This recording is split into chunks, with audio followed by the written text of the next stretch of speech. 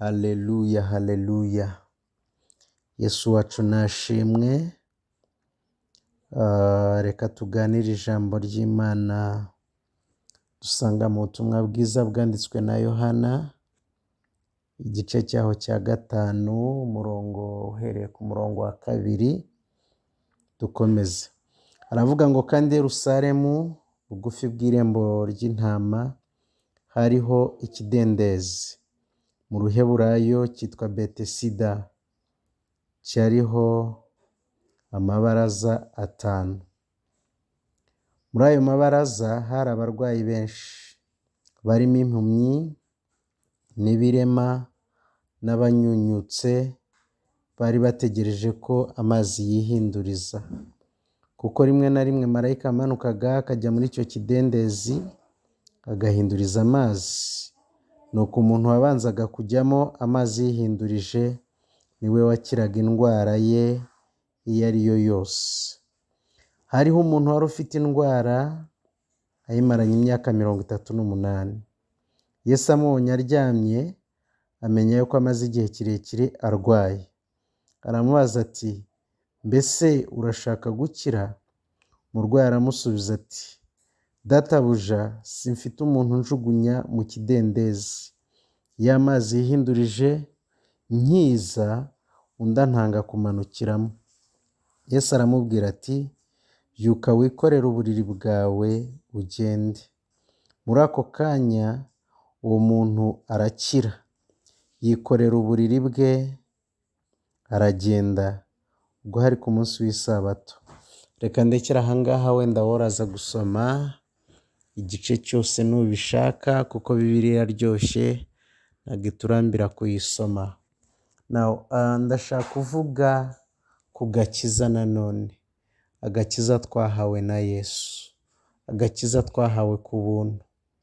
Iki kidendezi cyitwa Betesida ubwacyo bisobanura inzu y'ubuntu, ko mu cyongereza bisobanurwa ngo ni house of mercy. House of mercy. Urumva rero mercy ni ubuntu ngira ngo, cyangwa impuhwe, ngira ngo byo twabyita impuhwe. Rero nicyo gituma nshaka kuvuga ku buntu, ku gakiza twahawe na Yesu ku buntu. Iki kidendezi ntabwo nza kukivugaho byinshi. Ndashaka kuvuga ku muntu wari ukimazeho imyaka 38. Uyu muntu ashobora kuba yarahasanze abandi bantu kuri iki kidendezi, kuko Bibiliya ntabwo ivuga igihe cyari kihamaze, ariko tubona umuntu wari ukimazeho imyaka 38. Ashobora kuba yaragisanzeho abandi bantu. Hari n'abandi benshi cyane bakimusanzeho. Imyaka 38 ni myinshi. Bamwe bahavuye bakize birashoboka, abandi bahava barambiwe. Ariko uyu muntu ntigeze arambirwa, kandi nubwo atarambiwe nta cyizere cyo gukira yari agifite. Amagambo avuga yerekana ko uyu muntu nta byiringiro byo gukira yari afite muri we, kubera ko usomye ku murongo wa 7, igihe Yesu yamubazaga, umurwayi yaramubwiye ngo simfite umuntu njugunya mu kidendezi. Iyo amazi yihindurije nkiza, undi antanga kumanukamo. Ariko nubwo atari afite umuntu umujugunyamo, icya mbere ntiyari yishoboye, we nkawe ntiyari abishoboye kwijugunya mu kidendezi. Cya kabiri, ntiyari afite umuntu, ntiyari afite inshuti, ntiyari afite umubyeyi, ntiyari afite umuntu wo mu muryango, ntiyari afite umuntu biganye, ntiyari afite umuntu bakorana, ntiyari afite connection n'imwe, nta bufasha na bumwe uyu muntu yari afite. Nta cyizere na kimwe yari yifitiye we nkawe, kubera intege nke ze n'uburwayi bwe. Nta n'undi muntu yari afitiye icyizere wari kumufasha ngo amujugunye muri aya mazi. Ariko nanone nubwo byari bimeze gutyo, yari yaranze gucika intege. Uku kudacika intege kwiwe gishobora kuba ikintu cyiza, ariko gishobora kuba n'ikintu kibi. Uyu munsi wa none dufite abantu bamaze imyaka myinshi, 38, 50, 70 bashaka Imana, bashaka gukira, bashaka gukizwa, bashaka kuba mu buzima buzira icyaha, ariko byaranze. Bagerageje byose byashobokaga. Imiryango ntiyabakiza, abapasiteri ntibabakiza, abahanuzi ntibabakiza. Bagerageje gukora amasengesho yo kwisonzesha, kwiyiriza ubusa, nta na kimwe cyabakijije. Bagerageje gutanga utwabo, nta cyabakijije. Bagerageje gukora imirimo itandukanye, ariko na n'uyu munsi wa none baracyafite urubanza rw'ibyaha. Bananiwe gucika intege ngo babireke, ariko ntibazi icyabakiza icyo ari cyo. N'icyo uyu muntu asobanura, n'icyo uyu muntu yerekana. Bimeze nk'abanyamadini, abantu baragwa, abantu barababaye. Indwara irimo kuvugwa, indwara ndimo kuvuga ni indwara y'icyaha. Abantu babuze umuti w'icyaha, bagerageje ibintu bitandukanye, bagerageje kwijugunya mu kidendezi biranze, bashatse n'abajugunyamo barababuze kugira ngo bakire, ariko banze kukivaho. Umuntu yanze kuva mu rusengero, yanze kuva mu idini, yanze kuva ahantu runaka, yanze kureka n'imirimo yakoraga, ariko ntarisire ko ashobora kujya mu ijuru, kuko igihe cyose aba yumva indwara ye akibana nayo. Uyu muntu rero agira umugisha ngo Yesu amubonye amenya ko amaze igihe kinini arwaye. Muzi ko uyu muntu yagiye kuri iki kidendezi Yesu ataravuka, none Yesu niwe uje kumukiza. Of course kuvuka mvuga nuko umubiri, murabizi ko Yesu yari ariho mbere na mbere, hariho Jambo. Jambo yahoranye n'Imana, Jambo yari Imana. Ndimo ndavuga atarambara umubiri w'umuntu, atarabyarwa n'umugore. Uyu muntu yari ari ku kidendezi, ariko aburiye agakiza ku kidendezi, cyokora kigumaho. Ubu ni bwo buhamya bwanjye. Navukiye mu idini ryiza, nakwita ko ari ryiza ngereranije n'ibyavugwaga kandi n'ibivuga uyu munsi wa none, kuko baryita ADPR, murarizi.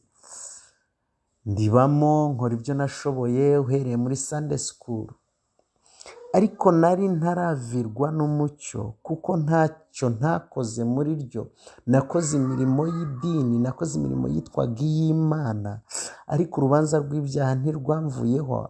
Kwiyiriza narabikoze, gutura naratuye, gutanga naratanze, nararimbye muri korari, yewe navuze n'ibyitwaga ubutumwa muri icyo gihe, ariko indwara yanjye nkayumva, indwara yanjye y'icyaha, nkumva ko mbana nayo, nkumva ko ngendana nayo, ariko simbivemo. Ngera igihe njya ahandi hari harishyushye cyane, ariko still indwara yanjye y'icyaha nkomeza kuyumva, kugeza igihe Yesu aje, we wenyine arankiza.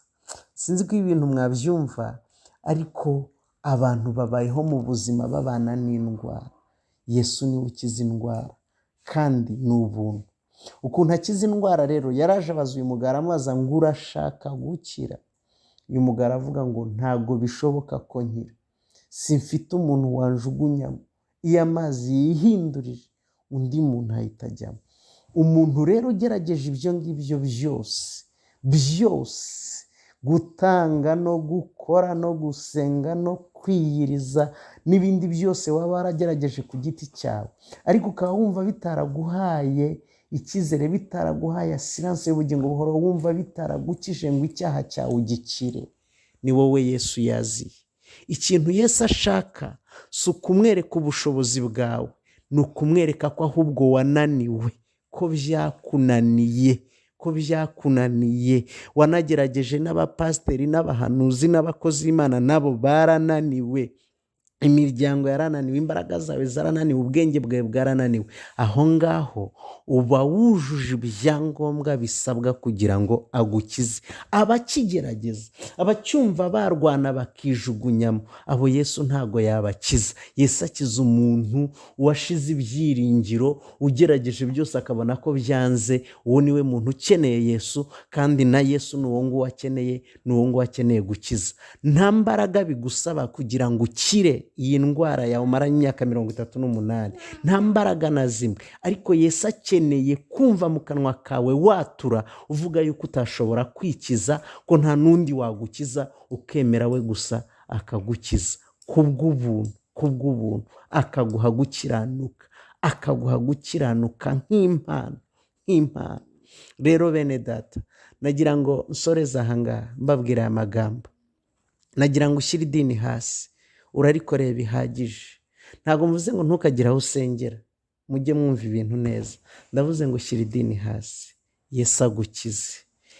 Reka kwiyizera, wikwizera imirimo yawe myiza, wikwizera amakonekisiyo, wikwizera kuba uziranye na pasiteri cyangwa nawe ubwawe uri pasiteri, wikwizera kuba abagusengera, kuba harubatse urusengero ahantu, wikwizera umurimo n'umwe. Izera umwana w'intama w'Imana, ari hano ku bwawe kugira ngo agukize, ubyatuze akanwa kawe. Nicyo gituma Bibiliya ivuga ngo umuntu yizeza umutima akatuza akanwa. Nicyo Yesu agukeneye. Ku bindi byose ubikuraho amaso, ukamwizera kandi ukamwatura. Nicyo uyu mugabo yakoze. Aravuga ati ibindi byose byaranze, arangije Yesu aramukiza. Imana iguha umugisha. Mana, ndagushimye kubw'uyu mwene data na mushiki wanjye unteze amatwi.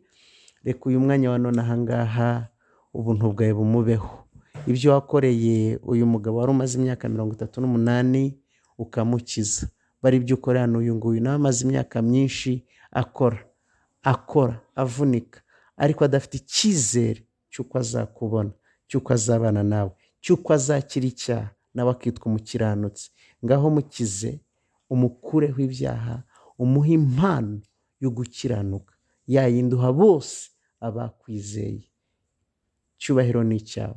Murwanire, mukize n'indwara z'umubiri, mukize n'ubukene, mukize n'ikintu cyose kidahesha icyubahiro izina ryawe muri we, none n'iteka ryose.